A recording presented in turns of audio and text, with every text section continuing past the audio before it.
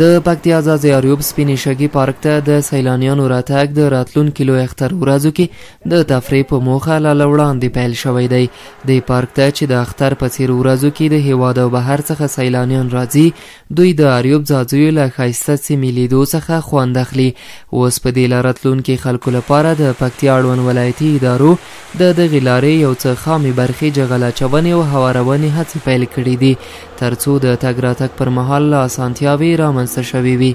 مو جغل اندازي شروع کړی دی چې موږ په پکتیا ولایت کې اضطراري کمیټه په نوم یوه کمیټه لرو. د مالي تمویل او تجهیز د ولایت لخوا کېږي، مشري د ادامې ریاست په غاړه دی. د سیلانیانو دپاره داسې کومه خان چې موږ ویو چې وجود لري هغه اوس ختم شوي، لاره جوړه شوې د امن په فضا کې به ورو دوی خپل سیاحتي سفرونه مخته وړي.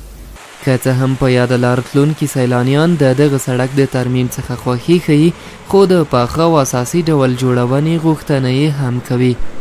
خدای دې لورم توفیق ورکړي چې پوخ یې کړي راته، او الحمدلله اوس شکر ده په دې سړک ښه سوی ده او چکر هم ښوول کېږي.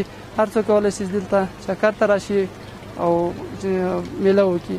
فعلا دا موسم کې 100% چکر دپاره د ډېره ښکلې هوا ده، ډېره یخه هوا، او د نورو ولایتونو خلکو نه ځوانانو نه هیله لرو چې راشي دلته چکر ته. دا وخت چکر موسم دی، ښکلی موسم دی او د اریوب نه دیدنه وکړي. پکتیا یو غرنی او د طبیعي ښکلا لرونکی ولایت دی چې د سپینې شګې ترڅنګ پکې ډیری نورې ښایسته سیمې او تاریخي ابدات شتون لري چې وخت پر وخت ورته هیوادوال او بهرنیان د لیدو لپاره ورځي.